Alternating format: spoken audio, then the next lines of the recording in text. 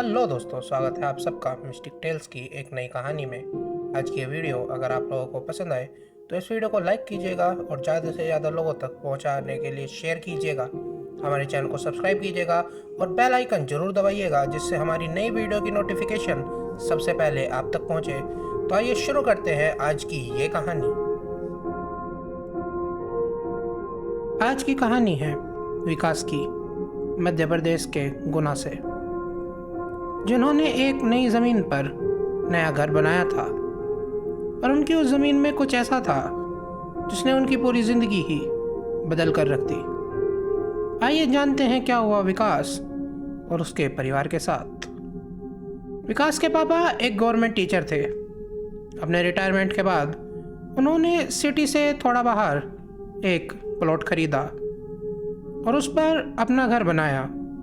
उनकी उस जमीन के पास ही 20 कदम की दूरी पर ही एक मस्जिद थी। विकास के परिवार में उसके पापा, उसकी मम्मी, एक छोटा भाई, एक बड़ी बहन जिनकी शादी हो चुकी थी, और विकास खुद था। उनका परिवार एक हंसता खेलता परिवार था। इनके पास एक डॉग जिसका नाम जैकी था, वो भी था। ये लोग अपने नए घर में शिफ्ट हो गए। सब कुछ सही चल रहा था, पर धीरे धीरे इन्होंने एक अजीब बात नोटिस करनी शुरू की। जब उस मस्जिद में अजान होती थी तो उनका जैकी और मोहल्ले के सारे कुत्ते एक ही डायरेक्शन में देखकर भौंकते थे। इन सब को बड़ा अजीब लगता था, क्योंकि जैकी ने आज से पहले ऐसा बिहेवियर कभी नहीं किया था। सबसे अजीब बात ये थी कि जब तक अजान चलती थी तब तक ही ये सब भौंकते थे, उसके बाद नहीं। इन सबको लगा कि किसी तरह की किसी आवाज़ से परेशान होकर ये सब कुत्ते ऐसे भौंकते हैं। कुछ दिन के बाद एक दिन रात को विकास और उसका भाई सुमित रात को सोए हुए थे। रात के करीब 1 बजे विकास को सुमित ने उठाया और कहा, भैया मुझे ऐसी आवाज़ें आ रही हैं जैसे कोई हमारी दीवार में कुछ ठोक रहा हो। विकास को थोड़ा अजीब लगा। उसने उठकर पूरे घर में और छत पर भी देखा। ना तो उसको कोई आवाज़ आई और ना ही उसको कोई बाहर देखने पर दिखाई दिया। उसने बाहर निकलकर चारों तरफ देखा, पर वहां कोई नहीं था। विकास वापस आया और सुमित से बोला कि कुछ नहीं है, तुझे नींद में ऐसे ही लगा होगा, तू सो जा, मैं यहीं हूँ। विकास और सुमित दोनों लेट गए। विकास को नींद आई ही थी कि 5 मिनट के बाद ही सुमित ने उसको फिर से जगाया और कहा कि भैया मुझे ऐसा लग रहा है कि जैसे कोई ज़मीन ठोक रहा था। विकास को बड़ा ही अजीब लगा। तभी उसको भी अचानक महसूस तो हुआ कि सही में उनका फ्लोर थोड़ा सा हिला। पर उसने सुमित को कहा कि नहीं, ऐसा कुछ नहीं है, तू सो जा, सब ठीक है, मैं हूं ना तेरे पास। सुमित लेट गया और सो गया। उसके बाद विकास भी सो गया। अगले दिन जब सुमित और विकास ने ये सारी बातें अपने मम्मी पापा को बताया तो उन्होंने कहा कि आसपास से कोई गाड़ी या ट्रक गया होगा, तुम लोगों को ऐसे ही लगा होगा। सुमित और विकास को भी लगा कि हाँ, ऐसा हो तो सकता है, और सब अपने अपने कामों में लग गए। उस रात को सब आराम से सो गए। रात के करीब 2 से 3 के बीच में किसी लड़के के बहुत ही जोर से चिल्लाने की आवाज आई।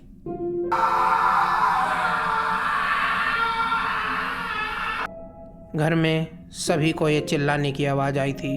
सब घर वाले जाग गए। उन्होंने सारे घर की लाइटें ऑन की। तभी उनको लगा कि उनके मेन गेट के बराबर वाली खिड़की के सामने से एक परछाई बहुत ही तेजी से निकली। सबने उस परछाई को देखा। विकास ने गेट खोलकर बाहर भी देखा, पर आसपास कोई भी नहीं था। सबको लगा कि कहीं कोई चोर तो उनके घर में घुसने की कोशिश नहीं कर रहा था। तभी सबको याद आया कि जैकी कहाँ है। तो उन्होंने देखा कि जैकी एक कोने में बहुत ही डरा हुआ बैठा है और मेन गेट की तरफ ही देख रहा है। सब लोग बहुत डर गए और पूरी रात अपने लिविंग रूम में लाइट जलाकर ही सो गए। सुबह को उठकर सबने सोचा कि रात शायद कोई चोर ही आया होगा और जैकी भी शायद उसी की चीख सुनकर डर गया होगा। ऐसे ही उन्होंने ये सब बातें बहुत ही लाइटली। सुमित तैयार होकर अपने स्कूल चला गया। करीब 2 घंटे के बाद सुमित के स्कूल से उसके पापा के पास कॉल आई और सुमित की टीचर ने कहा कि आपका बेटा स्कूल से भाग गया है। विकास के पापा ने कहा कि ये आप क्या कह रहे हैं? तो सुमित की टीचर ने कहा कि उसका बर्ताव कुछ दिन से बहुत ही अजीब हो गया था। वो किसी से भी लड़ता रहता था। हमने उसको काफ़ी डांटा और समझाया और सोचा कि कुछ दिन में सुमित ठीक हो जाएगा, इसीलिए हमने आपको कुछ नहीं बताया था। पर आज तो वो अचानक से ही क्लास में से उठकर बहुत तेजी से भागने लगा और स्कूल से ही भाग गया। विकास के पापा ये सुनकर हक्का बक्का रह गए। उन्होंने विकास को बुलाया और फिर वो दोनों सुमित के स्कूल में पहुंचे। वहां जाकर उन लोगों ने बच्चों से पूछा, पर किसी को भी कुछ नहीं पता था। वो लोग अपने घर से स्कूल के रास्ते में सुमित को ढूंढने लगे, पर उनको सुमित कहीं नहीं मिला। करीब 1.5 घंटे के बाद विकास के पास उसकी मम्मी की कॉल आई। उन्होंने कहा कि बेटा तुम लोग वापस आ जाओ, सुमित घर आ गया है। विकास को अपनी मम्मी की आवाज़ काफ़ी घबराई हुई लग रही थी। जब विकास और उसके पापा घर पहुंचे तो उन्होंने देखा कि सुमित बुरी तरह से मिट्टी में सना हुआ था। उसके शरीर पर अजीब से चोटों के और घावों के खरोंचों के निशान थे जिनसे खून बह रहा था। विकास के पापा ने सुमित से पूछा कि तू कहाँ था, स्कूल से ऐसे कैसे भाग गया, तू मिट्टी में क्यों सना हुआ है? पर सुमित वहाँ ऐसे खड़ा हुआ था जैसे उसको उनकी बातें सुनाई ही ना दे रही हों। सबने उससे बहुत पूछने की कोशिश की कि तू ऐसे मिट्टी में लोट-पोट क्यों है, चोट कैसे लग गई है, पर सुमित कोई जवाब नहीं दे रहा था, जैसे उसको कुछ सुनाई ही नहीं दे रहा हो। जब विकास के पापा को कुछ समझ नहीं आया तो उन्होंने अपनी मम्मी को कॉल की और उनको पिछले 2 दिन में जो कुछ भी घर में हुआ था वो सब बताया। विकास की दादी ने उन सब से कहा कि जितना जल्दी हो सके तुम सब लोग यहाँ गांव में आ जाओ और अपने साथ अगर तुम्हारे घर में हो तो थोड़े से गेहूं लेकर आना। विकास के पापा ने कहा कि ठीक है। वो सब आ रहे हैं। वो सब आनन फानन में घर से गांव के लिए निकल गए। उनका गांव यहाँ से कोई तकरीबन 40 किलोमीटर की दूरी पर था। वो सब लोग इतनी जल्दी में निकले कि जैकी को घर पर ही छोड़ गए। जैसे ही ये सब लोग गांव के घर के अंदर पहुंचे तो सुमित का पूरा शरीर एकदम से अकड़ गया और वो सीधा पीछे को गिर गया। सब लोग घबरा गए, पर विकास की दादी ने कहा कि इसको कुछ नहीं हुआ है, इसको उठाकर पलंग पर लिटा दो। विकास और उसके पापा ने सुमित को पलंग पर लिटा दिया। सुमित की सिर्फ आंखें ही हिल रही थी, उसका बाकी पूरा शरीर अकड़ा हुआ था। वो अपनी एक उंगली भी नहीं हिला पा रहा था।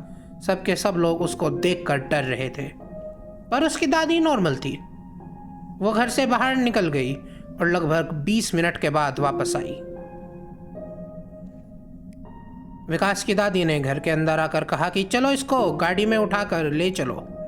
विकास और उसके पापा ने सुमित को गाड़ी में उठाकर बैठाया और 5 मिनट के बाद वो सब लोग गांव के बीच में बने एक चबूतरे पर पहुंच गए।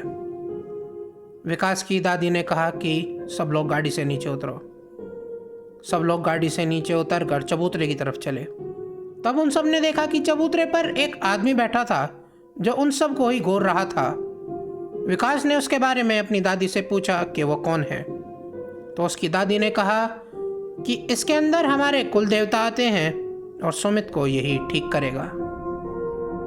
सब लोग सुमित को लेकर चबूतरे पर पहुंच गए और उस आदमी के सामने उसे लिटा दिया। थोड़ी ही देर बाद उस आदमी ने विकास के पापा की तरफ देखा और हाथ आगे कर कर बोला कि ला दे। उन्होंने अपनी मम्मी से पूछा कि ये क्या मांग रहे हैं, तो उन्होंने कहा कि वो गेहूं के दाने इनको दे दो। विकास के पापा ने वो गेहूं के दाने उस आदमी के हाथ में रख दिए। उस आदमी ने वो गेहूं के दाने फैलाए और उनको बहुत देर तक उलटने पलटने लगा। कुछ देर बाद विकास के पापा को देखकर वो आदमी बोलता है कि वाह बच्चे, तू तो बड़ा होशियार हो गया है। ज़मीन ले ली, घर भी बना लिया, रहना भी शुरू कर दिया, और ना कोई पूजा पाठ, ना किसी पंडित से ज़मीन के बारे में पूछा, ना ही कोई गृह प्रवेश की पूजा, ना कोई हवन करवाया। और आज जब तेरे बच्चे की जान पर बनाई है तो यहाँ मेरे पास आ गया है। विकास के पापा ने हाथ जोड़ दिए और कहा कि बाबा, मुझसे क्या गलती हुई है। बाबा ने कहा कि जिस घर में तुम रह रहे हो उसकी ज़मीन के नीचे एक मुसलमान लड़के की लाश दबी हुई है, वो उसकी कब्र है। वही तुम्हारे उस घर में घूमता रहता है, और जब तुम्हारा कुत्ता रोता है तो वो इसलिए रोता है क्योंकि उसे वो लड़का दिखाई देता है। उस कुत्ते को क्यों घर में छोड़कर आए हो? इतना सुनकर इन सबको याद आया कि जल्दी जल्दी में वो जैकी को घर ही छोड़ आए हैं। देवता ने कहा कि जो आवाज़ें रात को आती हैं वो आवाज़ें उसी की है जो ज़मीन के नीचे दबा हुआ है और बाहर आना चाहता है पर आ नहीं पा रहा है।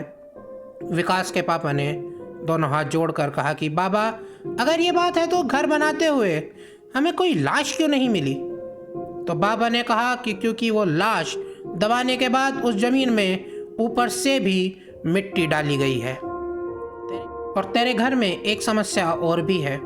किसी ने तेरे घर में तंत्र विद्या का प्रयोग कर कर शमशान की राख भी फेंकी हुई है, और ये लड़का उस राख के संपर्क में आया हुआ है जिसकी वजह से इसके साथ ही ये सब हो रहा है। वो लड़का वहाँ जमीन के नीचे दबा हुआ था, उसको किसी ने तंत्र विद्या का प्रयोग कर कर खोल दिया है और वो अब वहाँ से बाहर आना चाहता है।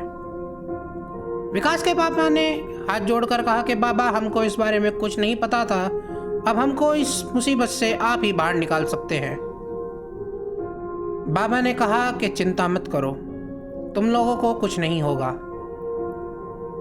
बाबा ने सुमित को देखा और उसके पास गए और उसके मुंह के पास जाकर उसके मुंह पर एक फूंक मारी। उनके फूंक मारते ही सुमित, जो कि वहाँ किसी लकड़ी की मूर्ति की तरह पड़ा हुआ था, उसका शरीर बिल्कुल ही रिलैक्स हो गया और वो सो गया। इसके बाद बाबा ने कहा कि इसका इलाज कल होगा, अभी इसको घर ले जाओ और ले जाकर सुला दो और मुझ पर भरोसा रखो, तुम में से किसी को कुछ नहीं होगा। ऐसा बोलकर बाबा जी उस आदमी के अंदर से निकल गए। उस आदमी ने विकास से पूछा कि बाबा जी क्या बोलकर गए हैं?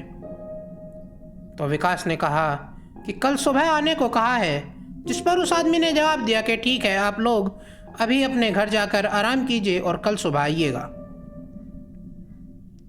अगले दिन सुबह को फिर से सब लोग उस चबूतरे पर पहुंचे। फिर से सुमित को वहां लिटाया गया। उसके बाद उस आदमी के अंदर फिर से देवता आए और उन्होंने एक पेन और एक कागज मांगा, और उसके बाद देवता ने उस कागज पर भोपाल के एक पते को लिखा और उस कागज को विकास के पापा की तरफ बढ़ाकर बोला कि इस पते पर जा, तेरा काम हो जाएगा। इतना बोलकर बाबा जी ने सुमित के सर पर हाथ फहराया और सुमित को होश आ गया। इसके बाद बाबा जी उस आदमी के अंदर से चले गए। उसके बाद उस आदमी ने कहा कि आप लोग जाएं, बाबा जी पर भरोसा रखें, सब ठीक हो जाएगा। उसके बाद विकास की दादी ने अपने बेटे और विकास से कहा कि तुम दोनों जाओ, हम यहीं रहेंगे। विकास और उसके पापा गाड़ी से भोपाल के उस पते पर पहुंचे। उन्होंने गाड़ी खड़ी की और फिर वो उस घर के अंदर जाने के लिए सीढ़ियां चढ़ने लगे। उनके दरवाजे तक पहुंचने से पहले ही अंदर से एक बूढ़े बाबा निकल कर आए और बोले कि आ गए बेटा, आ जाओ, मैं आपके आने का ही इंतज़ार कर रहा था। विकास और उसके पापा हक्का बक्का रह गए और वो दोनों उन बाबा के पीछे पीछे घर के अंदर चले गए। बाबा ने उनको बैठाया और बोलना शुरू किया कि बेटा, तुम्हारे घर में जो शमशान की राख फेंकी गई है उसका शुद्धिकरण करना होगा, और जो मुर्दा तुम्हारे घर के नीचे दबा है उसको फिर से वहाँ बांधना होगा, और ये सारा काम हमको 2 दिन के अंदर ही करना होगा, वरना तेरा बेटा बच नहीं पाएगा। इतनी बात सुनकर विकास और उसके पापा दोनों बहुत डर गए उन्होंने बाबा के सामने हाथ जोड़कर कहा कि बाबा कृपा करो, हमारे बच्चे को बचा लो। विकास ने हाथ जोड़कर बाबा को कहा कि बाबा आप मेरे भाई को बचा लो, आप जो बोलोगे मैं वो करने के लिए तैयार हूँ। बाबा ने कहा कि इसमें तुझे बिना डरे कुछ काम करने होंगे, क्या तू कर पाएगा?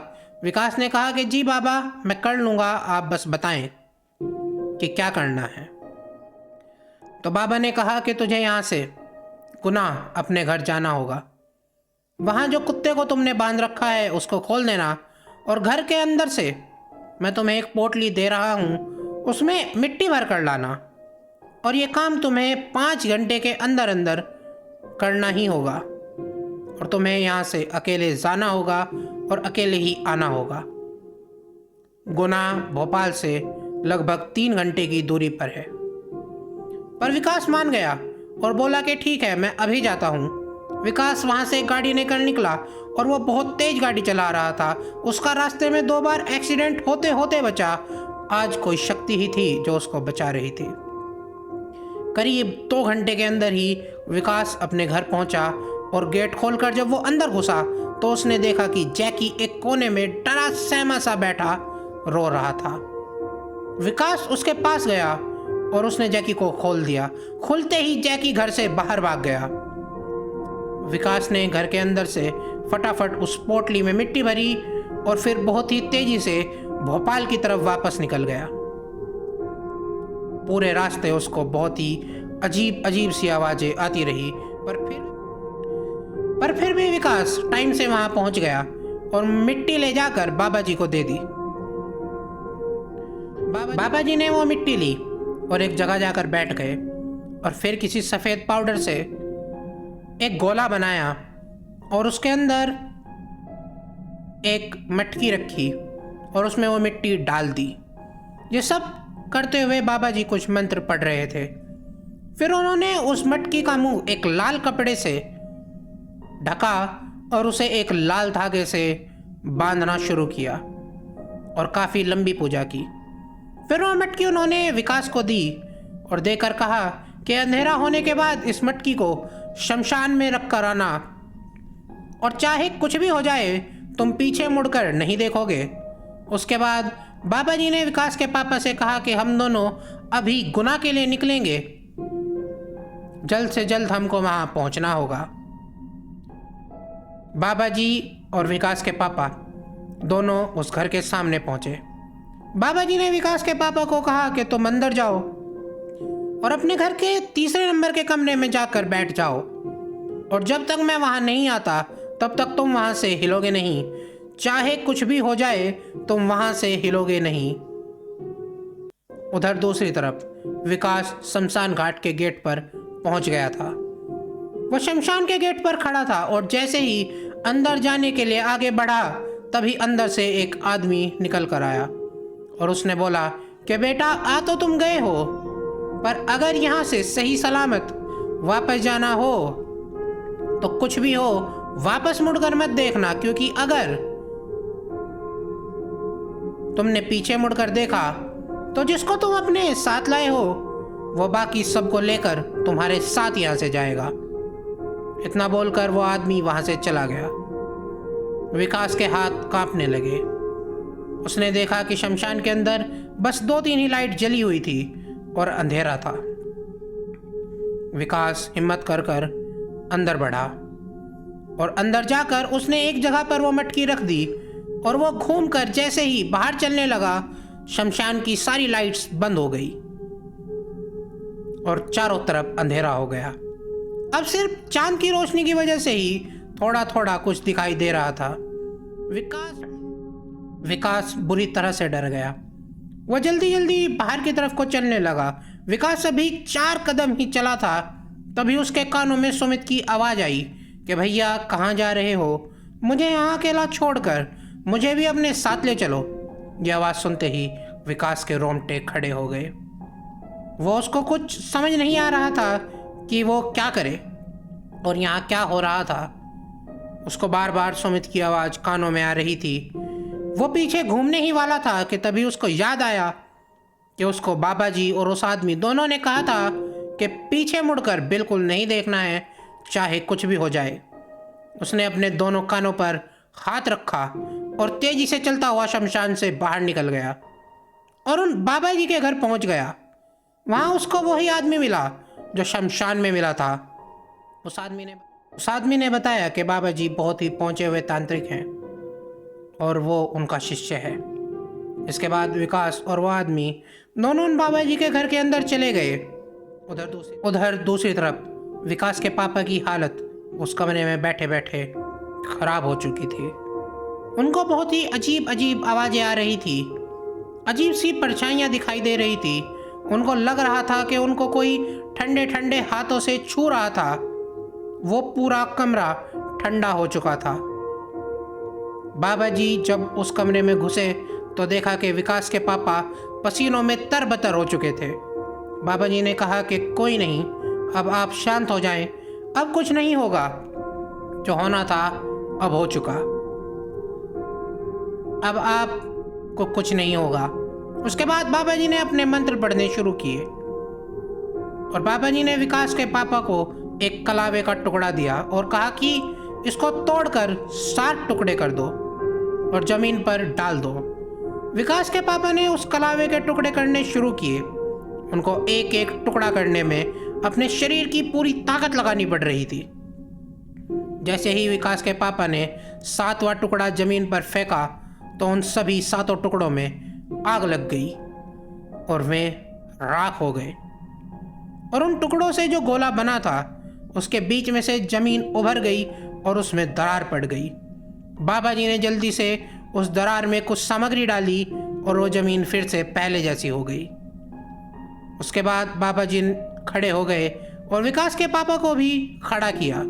उसके बाद बाबा जी ने कहा कि अब इस रूम और घर दोनों से बाहर निकलना है। घर का गेट मैं बंद करूंगा, कुछ भी हो आप पीछे मुड़कर नहीं देखोगे। विकास के पापा और वो बाबा जी कमरे से तेजी से बाहर निकले और जब वो अपने मेन गेट की तरफ बढ़ रहे थे तभी विकास के पापा को सुमित की वही आवाज़ दोबारा सुनाई दी। पापा मुझे क्यों छोड़कर जा रहे हैं? मुझे अपने साथ ले चले, मुझे यहाँ अकेला ना छोड़े, मुझे यहाँ अकेले डर लग रहा है। विकास के पापा घबरा गए पर वो ना रुके और ना उन्होंने पीछे मुड़कर देखा। उसके बाद वो दोनों घर से बाहर निकले और फिर बाबा जी ने घर बंद कर दिया और वो गाड़ी में बैठकर रात को ही भोपाल आ गए। भोपाल में बाबा जी के घर पहुंचकर बाबा जी ने विकास और उसके पापा से कहा कि जो मुझे करना था वो मैं कर चुका हूं। अब आप लोग उस घर में जाएं और एक रात उसी घर में बिताएं। अगर सुमित की तबीयत ठीक रही तो सब ठीक रहेगा, पर अगर सुमित की तबीयत बिगड़ी तो आपको वो घर छोड़ना पड़ेगा। सुबह होने पर विकास और उसके पापा दोनों पहले अपने गांव पहुंचे और फिर वहां से अपने घर पहुंचे। शाम तक डरते डरते वो सभी लोग उस घर में रहे, पर सुमित भी नॉर्मल था। पर जैसे ही रात हुई वैसे ही अचानक से सुमित बहुत जोर से चिल्लाया। उसका पूरा शरीर पहले की तरह अकड़ गया। उसके बाद वो जोर जोर से हंसने लगा और बोलने लगा कि मेरी कब्र पर घर बनाओगे तुम लोग, मुझे भगाओगे यहाँ से, ये मेरी ज़मीन है, मैं यहाँ से नहीं जाऊँगा और यहाँ से अगर कोई जाएगा तो वो हो तुम लोग। इतना कहकर सुमित जोर जोर से हंसने लगा और कुछ ही देर बाद बेहोश हो गया। विकास और उसके पापा ने उसको उठाकर बेड पर लिटाया। विकास, उसकी मम्मी, उसके पापा खड़े होकर सोच ही रहे थे कि अब क्या किया जाए। तभी अचानक से सुमित फिर से जाग गया और जोर जोर से हंसकर वही बात दोहराने लगा। पूरी रात यही सिलसिला चलता रहा। सुमित कभी होश में आता तो हंसकर वही बात दोहराता रहता और जब वो होश में नहीं रहता तो ऐसा लगता कि रूम के गेट पर एक बहुत ही काला साया खड़ा है। घर वालों ने पूरी रात उसी कमरे में एक कोने में बैठकर बिताई। सुबह होते ही विकास और उसके पापा सीधा भोपाल उन बाबा जी के यहाँ पहुंचे और उनको सारी बातें बताई। बाबा जी ने कहा कि आप कुछ मत पूछना, बस आज ही उस घर को छोड़कर वहाँ से बाहर निकल जाओ और उस घर को जितना जल्दी हो सके बेच दो। उस घर में रहे तो सुमित नहीं बचेगा। विकास और उसके पापा वापस गए। उन्होंने एक घर किराए पर लिया और शाम तक ही अपना सारा सामान निकाल कर वहाँ शिफ्ट हो गए। सुमित भी धीरे धीरे कर अब ठीक रहने लगा। कुछ दिन बाद वो बाबा जी गुना उनके घर पहुँचे और उन्हें बताया कि आपके घर पर तंत्र क्रिया करने वाली एक डायन थी जो उस लड़के की आत्मा को पाना चाहती थी, पर क्योंकि आप उस जमीन पर आकर घर बना चुके थे इसीलिए उसकी क्रिया आधे में ही रह गई और वो लड़का आधे में ही फंस गया। आज की रात को उस लड़के को तो मैं शांत कर दूंगा, पर आप और आपका परिवार उस घर में नहीं रह सकता, वरना सुमित नहीं बचेगा, क्योंकि वो डायन आप लोगों से बहुत ही गुस्सा है और उसका हम कुछ नहीं कर सकते। उसके बाद बाबा जी ने रात भर उस घर में पूजा की और विकास के पापा ने वो घर बेच दिया। सुमित अब बिल्कुल ठीक है और उस घर में जो नया परिवार रहने आया है वो भी बिल्कुल ठीक है, उनके साथ ऐसा कुछ नहीं हुआ। पर आज भी कभी कभी विकास को बुरे सपने आते हैं और बुरे सपनों में उसे एक लड़का तड़पता हुआ ज़मीन के नीचे दिखाई देता है।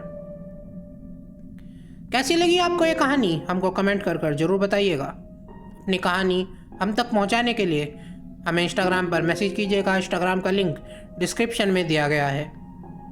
अगर आपको ये वीडियो पसंद आई तो वीडियो को लाइक कीजिएगा, शेयर कीजिएगा, चैनल को सब्सक्राइब कर बेल आइकन जरूर दबाइएगा, जिससे हमारी हर आने वाली वीडियो की नोटिफिकेशन सबसे पहले आप तक पहुंचे। जय श्री राम।